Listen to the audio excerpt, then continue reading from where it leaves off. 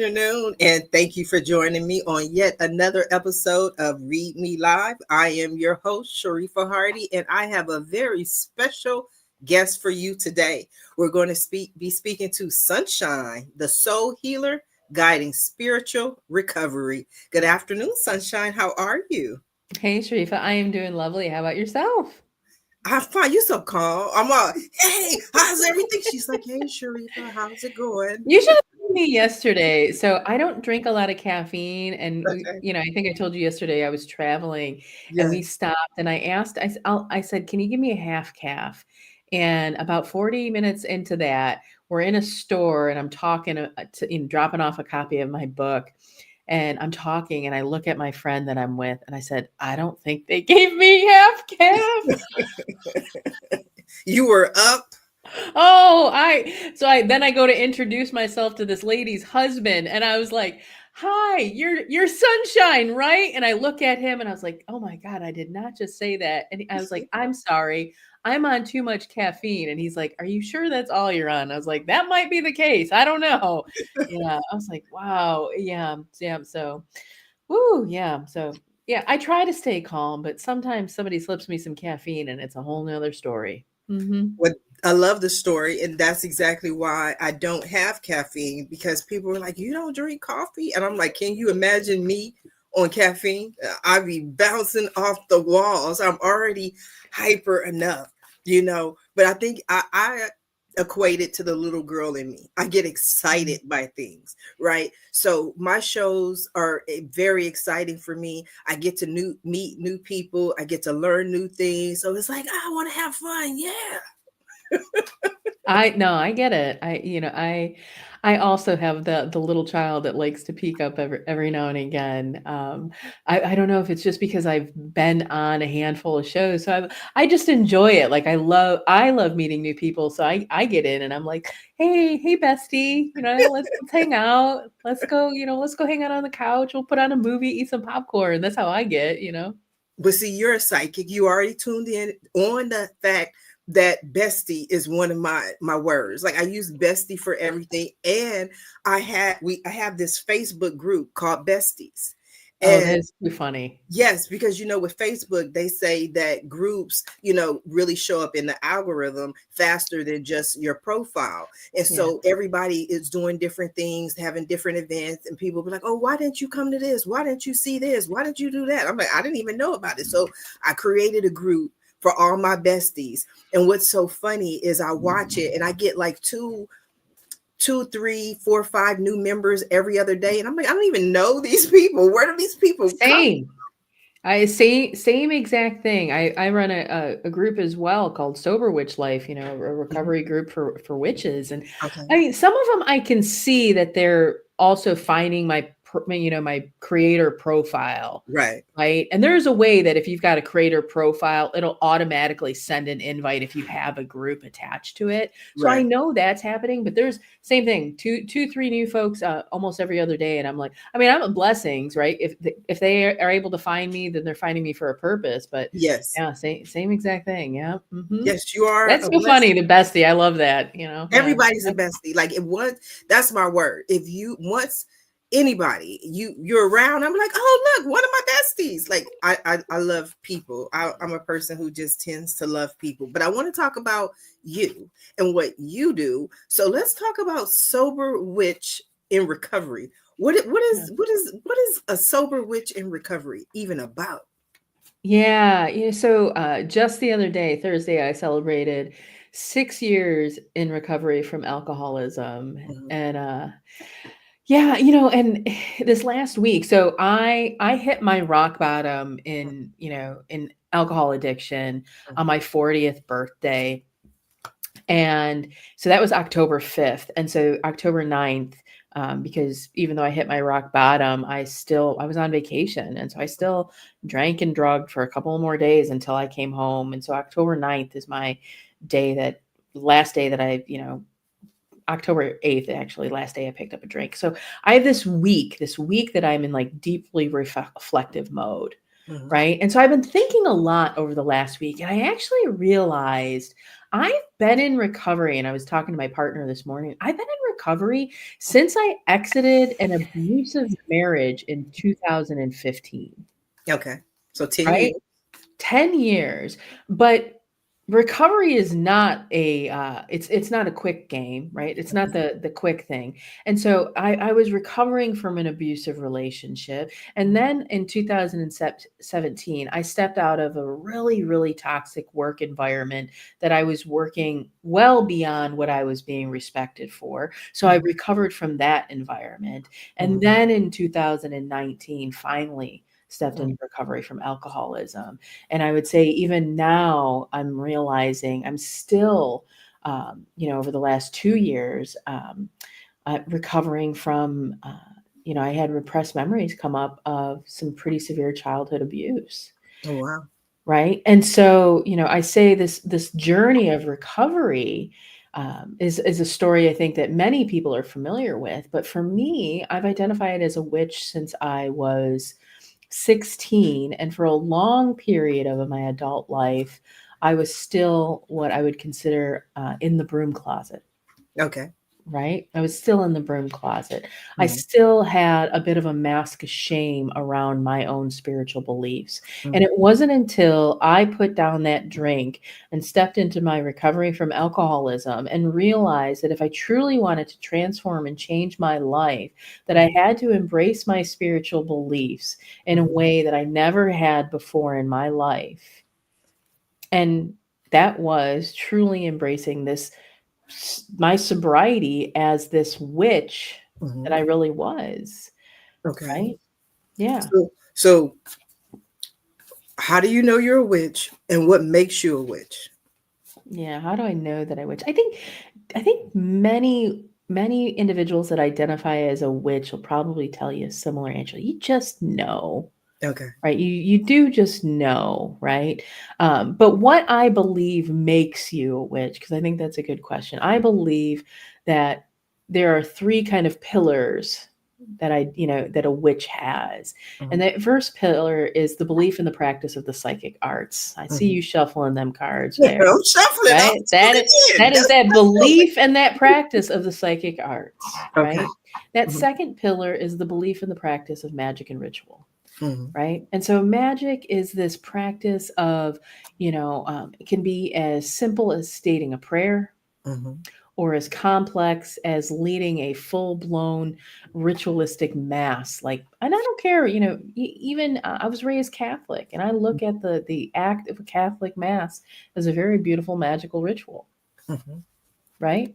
That is the No, I belief agree. in the I agree. belief in the practice of magical ritual. And that third pillar for me, as far as a witch goes, is the belief in the practice that we are to be here of service to the world. And that can be as simple as being a mother or a father to a child and raising them so that they themselves are out there being good little humans, or as complex as forming a nonprofit that is going to be here to help support other individuals on their own individual recovery journeys. Yeah. That is so beautiful. And I really asked, number one, because I'm nosy as hell, and I love to see what other people have to say. But I wanted to see your answer and really understand your thought process. Because one of my besties, one of my dear friend, Ren, she owns a metaphysical store here in Southern California called The Dragon and the Rose. And she considers herself a witch. She considers herself a pagan. And before I knew what a witch was, in her definition, it was my understanding that she was an atheist, like more than anything else. And then I would always ask the question, why are all my atheist friends like the nicest people? Like, why are they the sweetest, kindest people? You know what I mean? And so one day I just asked her, and I asked her, it wasn't an interview, but it was basically the same thing. Like, what is a witch? How do you consider a witch? And first of all, my dear friend, she has had 3 children, but she's buried 2 of her 3 children. And her daughter was a pagan. And so, when her daughter was coming up, they would have these discussions, and she would try to tell her daughter she wasn't a pagan, you're a good Christian girl, that kind of thing. And then her daughter passed away, and she was cleaning out her daughter's room and began reading some of her daughter's pagan books. And then she was like, you know what? I'm a pagan. I didn't even know that this is what it means. And then she opened this metaphysical store where she has all the herbs, all the Yeah. oils, all the magic, everything you need in the Yeah. store, for everybody. So for me, I was raised Muslim, you know, but I was also, thank God, had two very spiritual parents who, I'm a third generation reader. My grandmother was a reader. My mother was a reader. My mother taught me how to read. And my father is really into astrology and numerology, right? So I can't just call my dad and tell him about my life. My dad would be like, well, have you checked where the moon is? I'd be like, Dad, who does that? Right. So I just really wanted to know, because the things that you mentioned are the sweetest, kindest things. And I think people in this, we get a bad rap. We really do. You know, and I was talking to someone recently and I said, you know, I think people term or they look at the witch because of, you know, of the movies, of the Wicked Witch of the West, right? Of the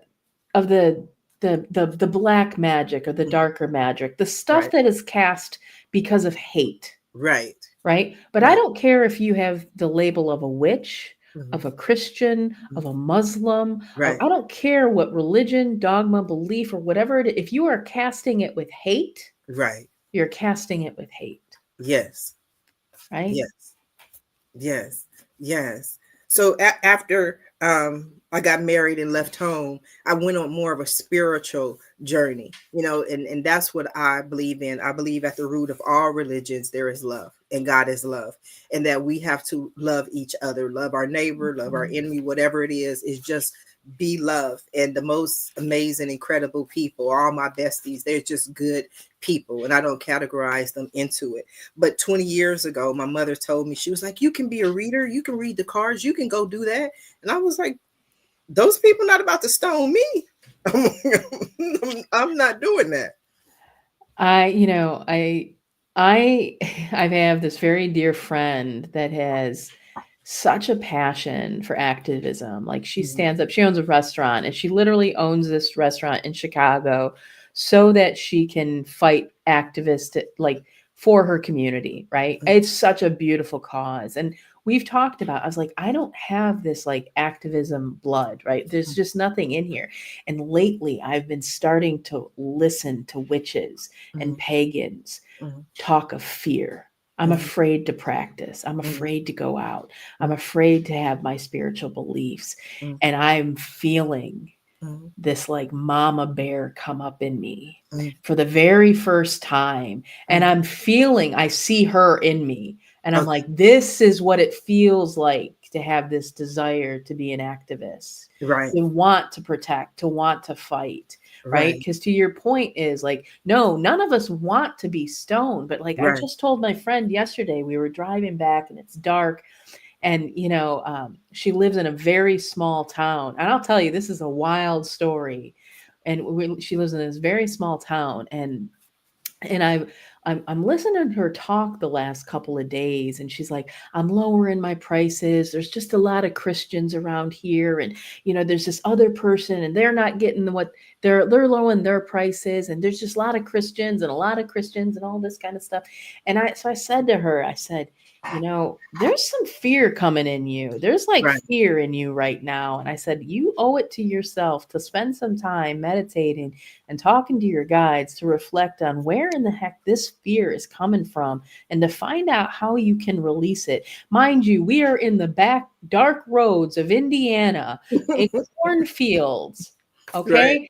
And we're saying this and it's pitch black and there is no one around. And I swear, in this moment, as I am saying this and in spirit is coming through me, a deer jumps out right in front of my car. Wow. Looks me dead in the eye, and the whole world stops. And then it just hops away. We came moments from hitting this thing. And she like the whole thing. And she like horrified. I just laughed. I said, man, does the universe have a sense of humor?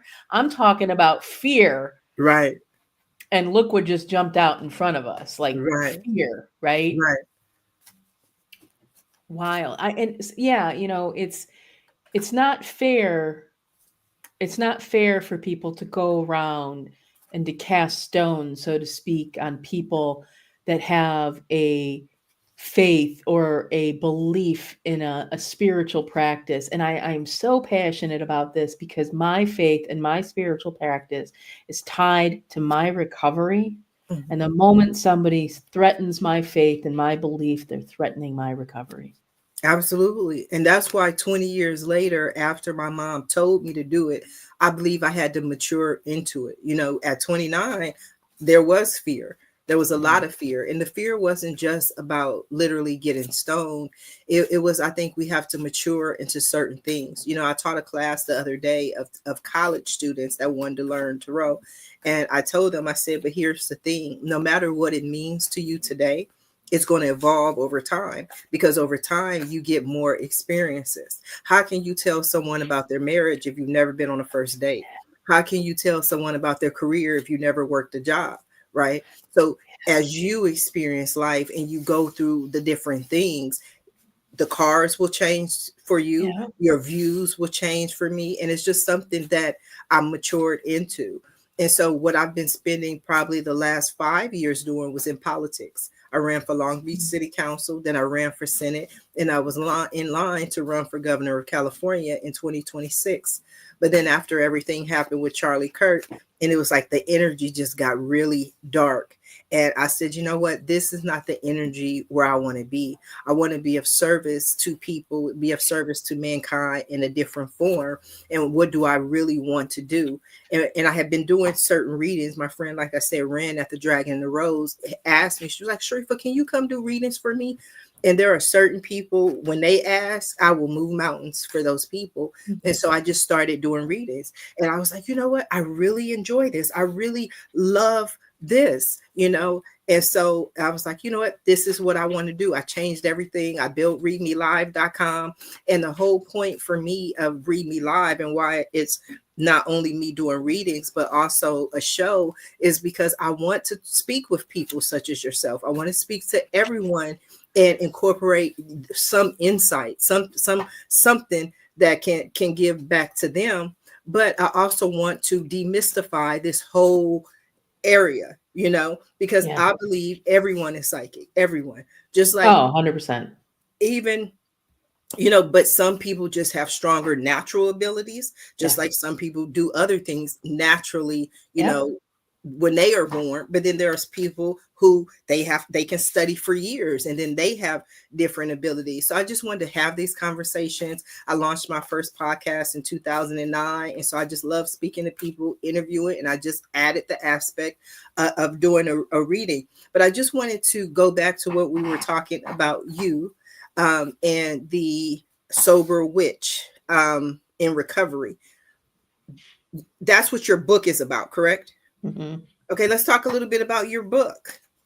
Yeah, so I stepped into recovery into AA. I did 90 meetings in 90 days. I worked the 12 steps, and after a year in recovery, I reflected back and I said, "How have I managed to not pick up a drink for a whole year?"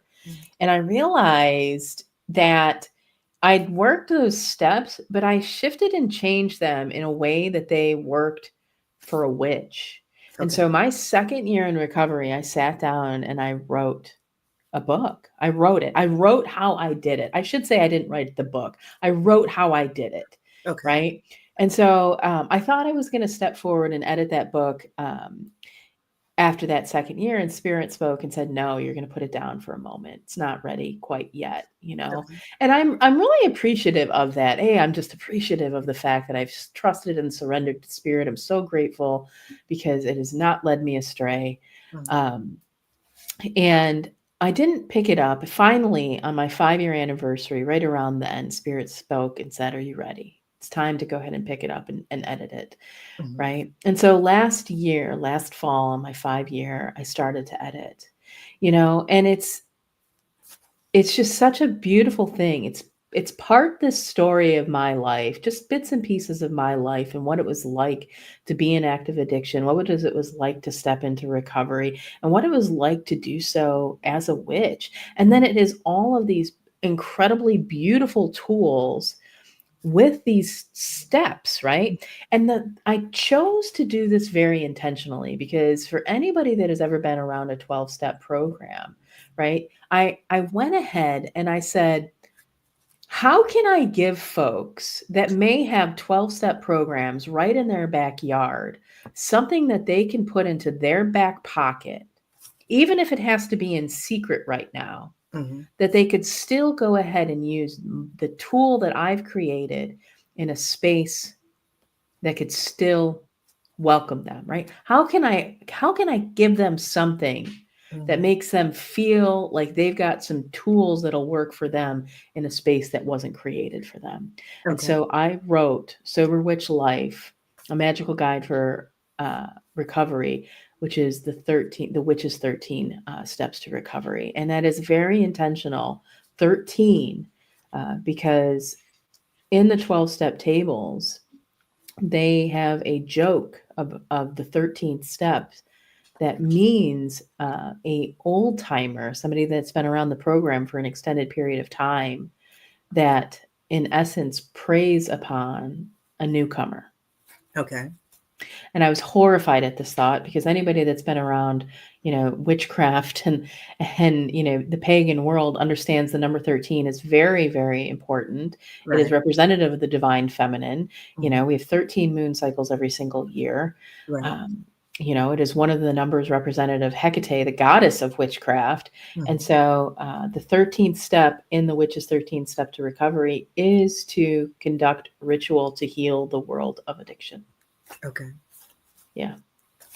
So it seems to me, and correct me if I'm wrong, is that you make a concerted effort to look at most things from a witch's point of view.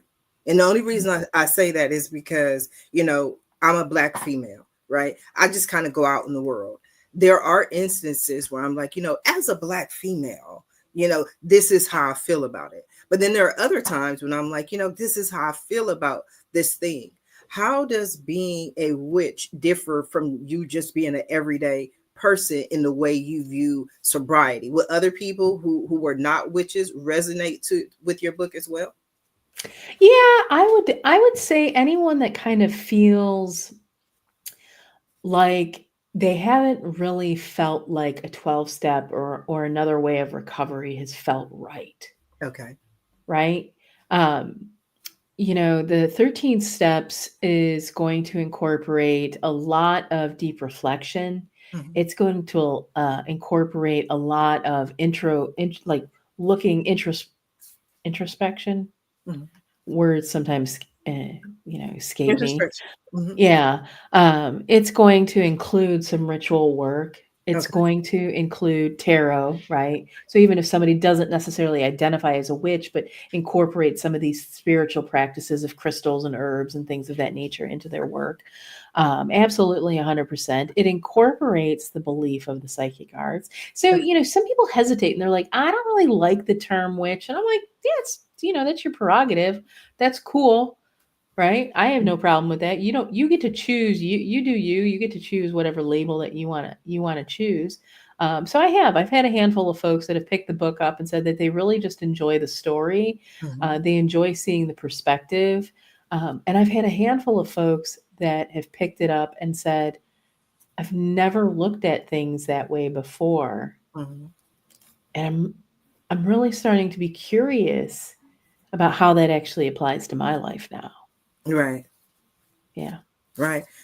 It's interesting that you say that because I love tarot. Before I even really got into it, which was really kind of at the end of high school. In high school, I had a love for Greek mythology. So it was just always these stories of right and wrong and good and bad, and but it was always, I think the common theme for me was this underlying understanding that life is about choices and consequences. Like these are the things you're supposed to do. These are the things that, in a lot of respect. So I just resonated with the stories. So now, even when I do readings, when I read for people, they're like, you read different. And I'm like, I don't know, because I focus a lot of giving a lot of information on each card. I focus a lot of time on getting, like I was saying, the class that I had the other day, getting them to really understand that it is a story. It's a story. That's what it is. And that you have to relate to the story. If you don't know the story, then what are you reading? You know, and I've been, just, I'm pretty sure like yourself, Sunshine, you've been to different readers, right? So everybody has their own little flair, their own little vibe. But for me, the one thing where I'm like warning about this reader is when they say the cards say, the cards say, the cards say, the cards say. That's a bad habit I have seen. And when I teach, I always teach the cards are confirmation.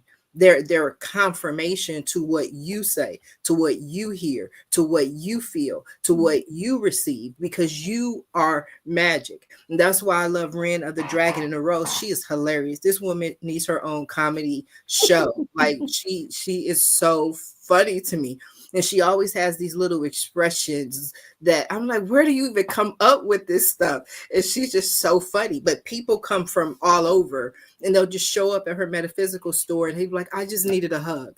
And then she just gives the best hugs, because where else can you go for somebody to just care enough to say, you know what? You need a hug, right? But just being there and just being in that environment really makes the difference. But I've been to different metaphysical stores, but one thing that she always does is she always reminds people that the magic is in you and the magic is in the intent, right? So if you come in and you need a red candle, okay, maybe somebody just bought the last red candle. She's like, take a white candle. The candle doesn't know what color it is. You are the one who make it into whatever it is. And I've seen her do that in so many different ways. I guess that was a brief Dragon and the Rose commercial, but you can tell the readers who truly understand and the people who have just, studied the book, memorized the book, but miss the point that they are the magical beings. Yeah, I mean, that extends beyond even just readers, and just for anybody that practices in the esoteric and the occult spaces, where it's not about study. It's about the embodiment of the art, so to speak, right? Like, I love this, I always think about this, and you might appreciate this, from the storytelling perspective, right? The difference between the magician and the high priestess, Okay. right? The magician has all the tools, yes, right? He has the athame, and he has the cup, and he has, he has all the tools around him. And right, what does the high priestess have? right. She has herself, because that Yes, is the only thing she needs. yes, She knows and understands that she is the earth. She is the water. She is the fire. She is the air. She is the spirit. She does not require any of the tools. yes, Yeah. yes. Right. So that is my favorite kind of thing is like, so many times I have, had, neophyte witches or magicians or folks that are like beginning to practice, and they're like, well, but I don't have this, I don't have that, I don't have that. I'm like, okay, well, it doesn't matter. Right? Do you have your mind? Yes, you do. Okay. Do you have your breath? Do you have your, you have your body, right? So like, you have your blood, you have all of these things that are you, right? So you have every element that you need and require to cast any spell that you desire, right? You don't need anything else besides yourself. You have every element within you. Yeah. I love that. And I will keep that definition, but it's just funny that for me, the magician is the Dorothy Wizard of Oz card, right? Because Dorothy goes around the mulberry bush. She goes all around Oz trying to figure out how to get home, only to realize all she had to do was click her heels together 3 times and she would have been home, right? So it's not about not having the tools. It's about not understanding, not knowing how to use the tools. So even without Dorothy and the Wizard of Oz, that's why the magician is card 1, is because he already has everything he needs in his backpack. He just doesn't know how to use it or what's in there, you know? So it's just, again, it's always for me about connecting. Do you like the magician is magic? Like, okay, that's how deep you get into it. Like, if you're just like, oh, I got the magician card and it says you got magic. Okay, no, I need you to connect. You know, I feel like acting class at this point. I need you to connect. I need you to connect with the emotion. What emotion are you tapping into? I actually have. I haven't taught tarot a whole bunch of time, but the one time that I have, the way that I taught it was a course called Stories Through the Tarot. And we did it as Act 1, Act 2, Act 3. Yes. Right. And that's literally how we went through the major arcana, was like Yes. looking at and building accordingly, Yes. and the courts and all of those. And it was really, really fabulous, because I believe if you're going to use a tool, a divination tool that is so complex, like there is no divination tool as complex as the tarot cards. There just doesn't exist.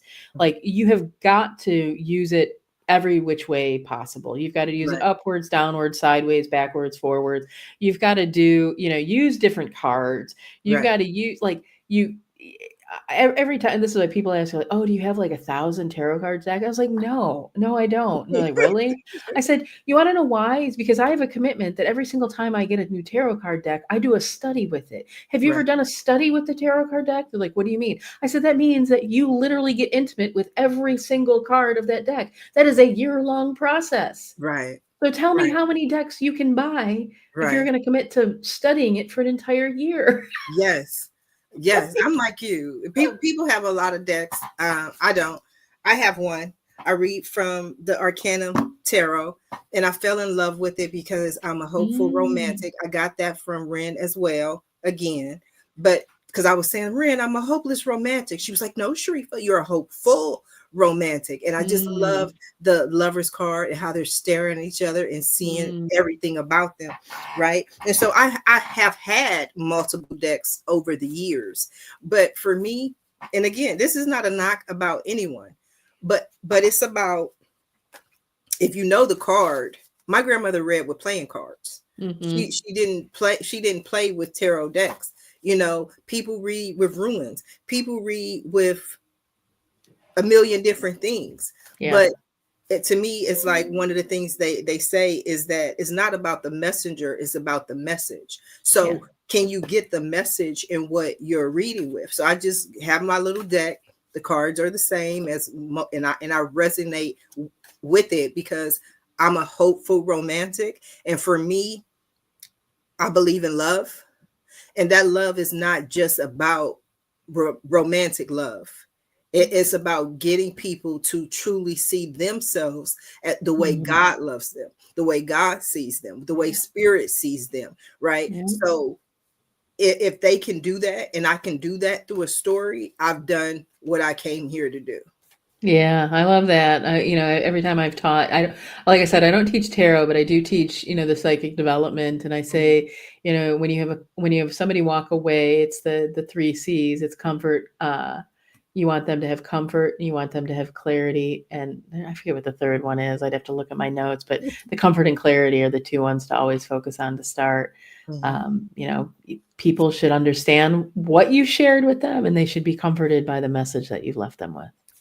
That's beautiful. That kind of reminds me of how, when I teach my tarot class, I always have people understand that when people come see you, they believe, whether you told them or not, they believe you're magical.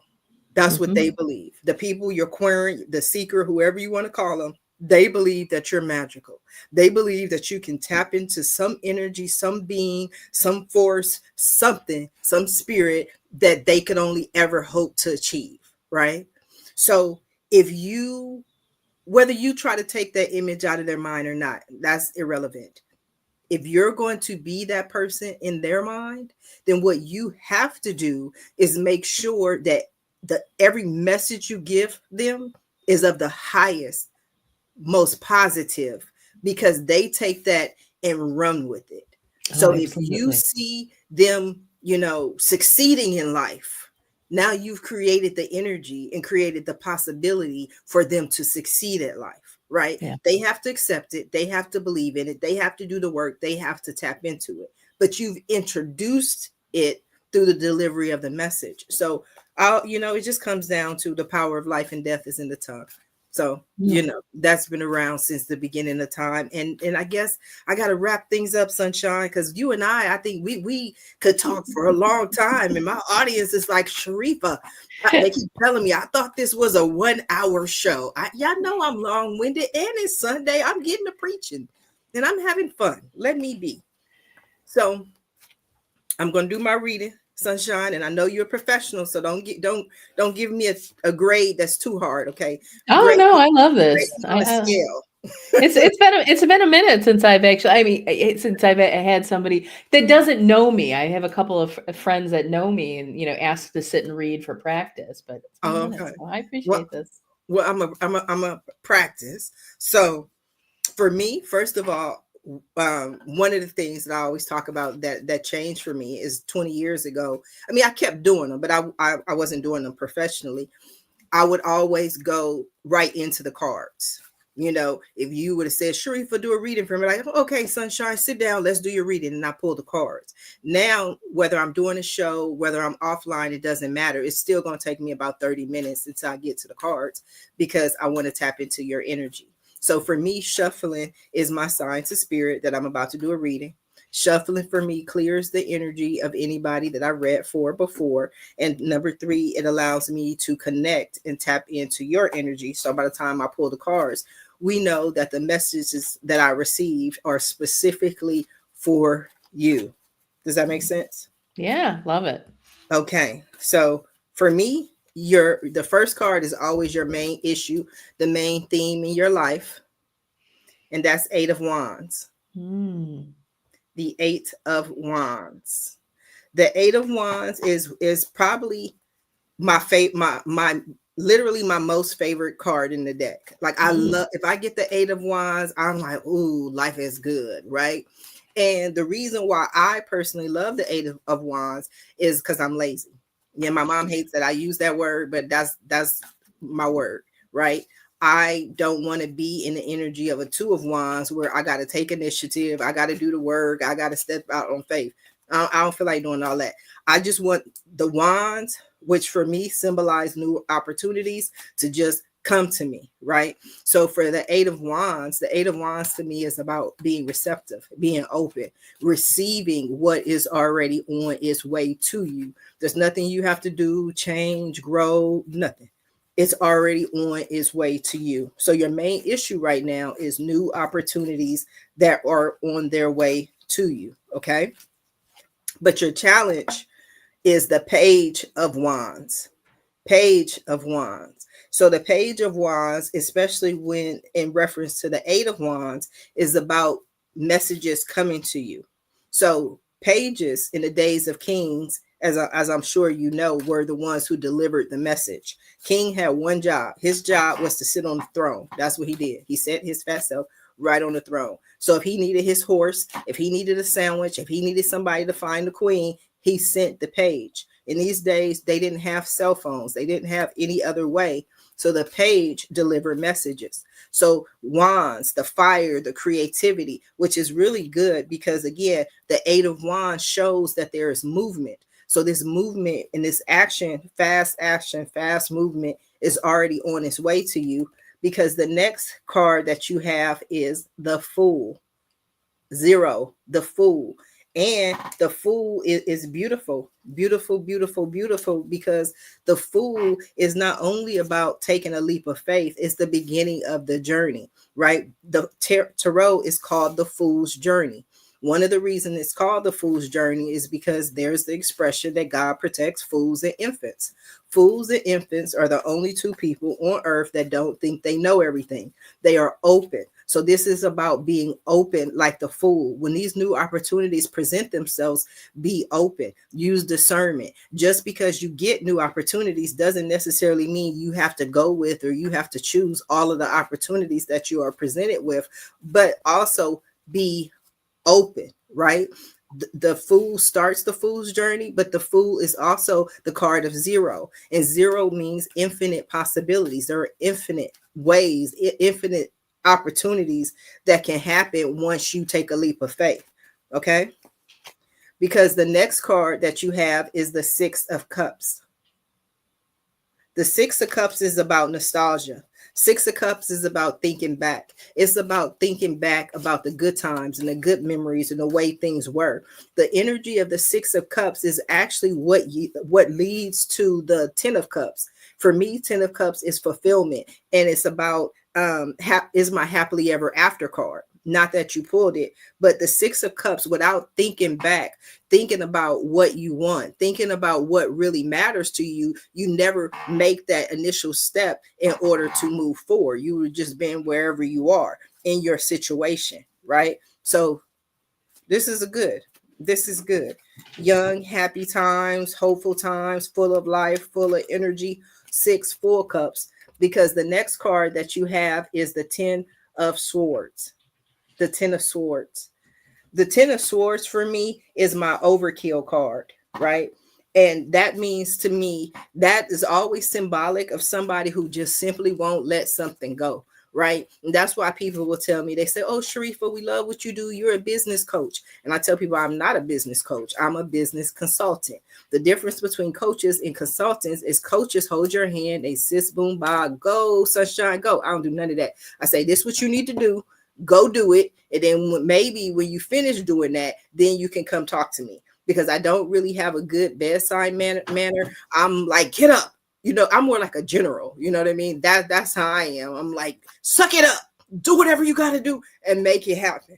So for me, Ten of Swords, there are 10 swords in their back. Okay, but how many swords does it really take to kill someone? They probably were dead at the first or two swords, right? So you done put a third sword and a fourth sword and a fifth sword, and you all the way up to 10 swords. Okay, enough already. Swords are ideas in your mind, thinking. So it's like, to me, this is always indication of somebody who's replaying the same story, the same scenario in their mind. At some point, you just gotta let it go. Just let it go, move forward, and not, it's like to kill, you know, they say, what is it, kick a dead horse? You know what I mean? It's like, it's enough already. This situation is over. This situation has ended. And why are we still here talking about this same situation? And that's when I'm doing it professionally, because my friends, they get the unadulterated truth. Because if they tell me a story that whatever happened, it could be the most dramatic story in their life. I tell them it is 2:42 p.m. on Sunday, October 12th. So we just noting the time for record keeping purposes, because we know where we at. The next card that we have is the Four of Swords. The Four of Swords. So the Four of Swords to me is always my healing card. You'd have had 10 swords in your back, so it's time to heal, right? There was some pain, there was some sorrow in the Three of Swords, there was some loss, there were things that actually happened in the past, right? This is about things that happened in the past. They did happen, right? So Four of Swords to me is always about hanging out. It's about relaxing. It's about resting. It's about charging your battery. This is not a time to move. This is not a time to take action. And again, in conjunction with the Eight of Wands, wait, chill out. Those opportunities, your new direction is on its way to you. The other aspect of the Four of Swords for me is, they say, there's an expression from Oprah Winfrey where she said, when most people don't know what to do, they have to do something. She says, I don't do anything until I know what to do. Right? So the Four of Swords to me is always that energy of, until you know what to do, until you know which of the eight wands are for you, you don't have to be forced to make a decision. You don't have to go take something just because it's presented to you. Do you have enough information? Do you know everything that's entail? Have you asked questions? Those are the energy of the Four of Swords for me. Okay. The next card that you have is the Three of Pentacles. The Three of Pentacles. The Three of Pentacles for me is my teamwork makes the dream work card. It's about working together, working with other people, combining resources. This is not about going at it alone. If you're able to work together to be successful, then that's a good thing. You may have a team, you may not. That really is not my question nor my concern. But this is the recommendation about working with other people. Okay. The next card you have is Nine of Wands. Nine of Wands to me is always a beautiful card because it's about, because one of the things I always teach is, first of all, people tell me, even doing this show, they say, well, Sharifa, you're doing a show. Why not just do 3 cards? I don't like 3 cards. I don't like 5 cards. I like 10 cards. Because when people even do a 1 card reading and they try to get yes or no answers, to me, that's like, it's too simple, right? Because it's answering the meaning of life in 1 word. It like, oh, should I do this? Yes. No, life is not that simple. You need a lot of information. So it's not only about that card, it's about the card prior, the card after. So we already know what the card prior to the Nine of Wands is, and that's 8 of Wands, which is new opportunities. So we already know that new opportunities are coming your way. They're on their way. So what happens when you get them in the Nine of Wands? So the Nine of Wands for me is always that spark of creativity. That feeling where all of a sudden you know what to do. This is, to me, that card where you can move out on action. Everything is already there. This is you just really taking action. But for me, Wands is always the passion of creating new businesses, new projects, new books, new stories, new shows. But this is a very creative card for me. It's taking what you received and making it tangible. Okay. The next card that you have is the Two of Pentacles. The Two of Pentacles is my juggling resources card. Sometimes I will say it's the rob Peter to pay Paul card, but not everybody likes that connotation. But it's about taking from something in juggling those resources. And for people who know how to juggle resources, this is a very good sign. Okay. So I always give the first card, which is the issue. And then I kind of, to me, these are the in a sandwich, the first card and the 10th card is the bread in the sandwich. Everything else is just a part of that. Thank you, League TV, for joining us. Always amazing reads. Thank you. So the 10th card is the final outcome, which says, okay, you want me to sum it up at the end of the day. Sharifa, you to ramble, you done gave but what does it all mean at the end of the day? And for me, that is the Tower. That is the Tower. And so the Tower for me is a major arcana card, right? But the Tower moves, right? Interestingly enough, the only in all of those cards you just pulled, the only major arcana out of all the cards you just pulled. Yes. Huh. Yes. The Tower is the only major arcana card, which is good because I always tell people, for me, when they get all major arcana cards or mostly major arcana cards, that means that they are going through a lot of personal shifts and changes. And if they get mostly minor arcana cards, then minor changes. Basically, this is you, this is where you're at. So we already know Sunshine is very established, but even with all these establishments, you end with the Tower. And so the Tower for me is unexpected changes, right? Because the whole idea of the Tower is the lightning bolt hits strikes the Tower. And there's no way to predict that lightning bolt hitting, right? So it comes out of the blue. It's unexpected. I've got a perspective on that. I've actually given a couple of talks on that I would love to hear it. Yeah. So, as human beings, the Tower is inevitable in life, as far as in like it is a necessary requirement in the human cycle of life, right? that we have to, like, if you think about I think it's the redwoods, like the redwood forest Of in course. California, right? Right. They only reproduce when they're actually fire happens. Okay. Right? They only reproduce when fire happens. Like, so the natural cycle of life has this destructive nature in it. And Mm-hmm. so, you know, if we can accept this as a part of our life, if we can accept this as a part of the cycle of our life, and if we can be willing enough to just let go, then we can create our own towers. Mm-hmm. We can create. So we don't need to be subjective to just a lightning strike happening and say that we are a victim of lightning. Mm-hmm. Right? We can truly like let go of it all. Mm-hmm. Right? So I'll give you what part of what this card says to me. Okay. I am in the process of trying to find an attorney to talk to Mm-hmm. dissolve the very first business that I created. Okay. That is my tower. How do you associate that with the tower? Because it is going to be destroying something that was once upon created. Once upon something that I have spent the last almost 10 years building up.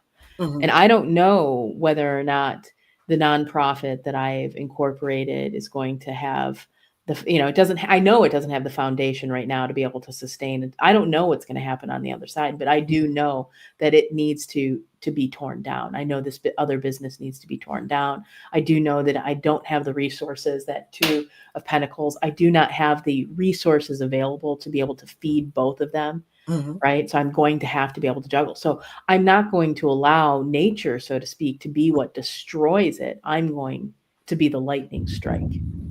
Well, you know, that's a good analogy, right? I like what you had to say. But for me, and I'm not disagreeing with you, is that the lightning strike is one story, but it's also one aspect of it. The way when I look at the tower, is not only about the tower coming down. In my understanding, there are slaves, there are people who are in the bottom of the tower. And as a direct result of that tower coming down, these people are no longer free. So when I look at your situation with your business that you've been building for 10 years going down, that crumbling, that destruction, that removing of that business now gives you freedom. Right. Mm-hmm. So for me, it's not always about nature or the immediate lightning strike. It's about sometimes we never expected it. Right. So you may expect it 10 years later, 10 years in. But when you started this business 10 years ago, I'm pretty sure this is not the ending that you expected for this business. Not right? correct. Not at all. Not at all. And so that's why, like, when a tower shows up, this is what I tell people when they read. The first tower shows up, it's usually a sign of like there's a change that's shifting and that's coming. And when the tower is showing up multiple times when I'm reading and I'm pulling, especially when my daily pulls, that's usually my sign of resistance. Mm-hmm. I'm holding on to something that the universe is actually asking me to let go of because it has something more beautiful for me on the other side. I say the same thing. I love the way you said that because I did one and the lady got the tower and she was like, I just want to know, is this catastrophic change? And I was like, for me, what I feel is almost verbatim to what you said, Sunshine, is I believe that God or spirit, universe tries to whisper to us. Mm-hmm. He whispers. I believe God speaks in a still small voice. Yeah. But just like if I'm pretty sure, Sunshine, you didn't whisper to somebody. Like you try to, hey, Sunshine. Okay, Sunshine's not listening. You like, hey, Sunshine. Okay, Sunshine not listening. At some point, you're like, God dang it, Sunshine, I'm trying to tell you. To me, that's the energy of the tower, is that, are you listening? Yeah. Are you hearing the message? Do you see where you need to go? Because the more you ignore the message, the louder I feel the message is going to get. Oh yeah. No, 100%. So I'm not surprised to see the tower to show up there because I've been in this interesting transition and process of trying to figure out this delicate kind of balance. And the reality is the rug has to be pulled. Like there's no easy way to do it. I wish there was. And Right. I'll work with an attorney on the easiest, but at the end of the day, it's going to have to be a crumble, right? Yeah. There's going to have to be a fall. And it's just, it's like one of those moments in life where, the discomfort just sucks. It's like I've told plenty of my clients, people, sometimes life just sucks, right? That's just the truth. Sometimes it just sucks, and you throw your temper tantrum, and then you get over it, right? Right. Cool beans, right? I'll throw my temper tantrum, I'll cry for a night, and maybe it'll be 5 nights, and then I'll get over it. The sixth night, you're okay. Yeah, I'm okay the 6th. Okay. So that was the tower for you. What else? I'm curious. What else jumped out for you? What else stood out for you? Yeah, I mean, infinite possibilities. I 100% agree. So I just turned 46, Mhm. being the first. So I'm starting like literally numerology. You said your dad's a numerologist, like a Yeah. numbers guy. So one, that's a whole new cycle. So I've been thinking about this whole week. I'm like, what is going to open up for me, right? Mhm. Infinite possibilities. So you kind Right. of hit on that one. Infinite possibilities are about to open up. And I feel that too with that tower, what that's going to open. Like Mhm. once that kind of rug pulls and things crumble, I think things are going to like be opening. And then in the past and the overkill and the truth, there's some things around my family. You say like it's this like nostalgic, and often we think of this 6 of Cups of being this really lovely, right? But that 10 of Swords, it's not always lovely, Mhm. right? Mhm. Like the reality is sometimes our past haunts us, and that's the 10 of Swords. Right. That's And I ten love of what you Swords said is your about past. the Six of Cups and the nostalgia, is because that's one of the reasons why they say a lot of people stay, or the people who have been and stay in abusive relationships stay, Yep. because Yep. over time you forget the bad times, and you Yep. start like, oh, I just love the way he cooks me dinner, and you start to Yep. only focus on, and you tune into, and you remember the best times, or the good times. But again, the 10 of Swords is, like you said, that repeating of, okay, we've been down this road a time or Yeah. eight. Yeah, yeah. So, and then the 4 of Swords, in I use the Thoth deck for my daily polls. It's this truce. This is the word that they associate to that card.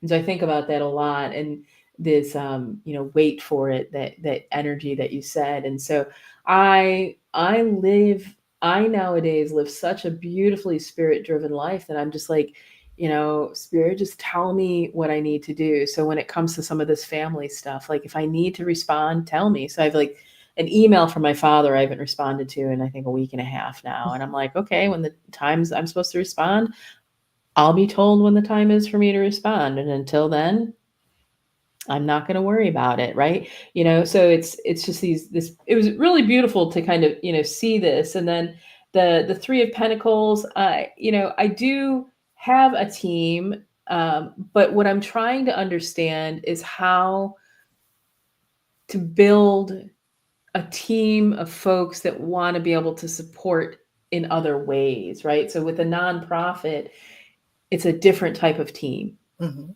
right? So when you're building a nonprofit, you're building a different team. So how can my team be community? So I've got a couple community partners that I've been partnering with. I've got some, these lovely, I've been going around to these metaphysical stores throughout the Midwest for the last couple of months. So how can I look at them to be a part of my team? So Right. yeah, I really liked it. There was a lot of good pieces that it was, and then just that 9 of Wands, like making it happen. I'm curious with that 8 of Wands. I love that. It's Mercury. Oh gosh, it's Mercury in Sagittarius. So it's Mhm. this like very active energy, very active energy. And I'm like, okay, so is all of this supposed to truly be this quickly, Mhm. right? Of all of this stuff happening. And so I'll take it. But I'll take it. But I'll also just say, I'm just really grateful that I have the trust in the universe, that I'm also just not in this somatic place where I'm desire to rush it either. Mm-hmm. Like it may happen swiftly and that's okay, but I don't feel the desire or the need to have to rush it. Mm-hmm. Right. And that's a really good place to be in. I think it is. I love it. I think it's wonderful just being open like the fool to be able to make those decisions. I think that's the most innocent, one of the most innocent, beautiful cards in the deck. So, my dear sunshine, we are coming down to the last few minutes of the show. And what I love to do at the end of every show is just simply allow my guests the opportunity to speak directly to the audience, to everyone who is watching this show live, as well as everyone who is watching it in the archives, and let them know what you want them to take away from your appearance here today. Yeah. So, I mean, you've heard what I've shared. You've heard a bit of what I do. And if you'd like to connect, if you identify as a witch and you want to reach out, if you are an individual that is in recovery and you are feeling like, I don't know where I fit, there's a couple of things that you can do. And the first thing that I would suggest is to go ahead and reach out to soberwitch.life. You can visit that website.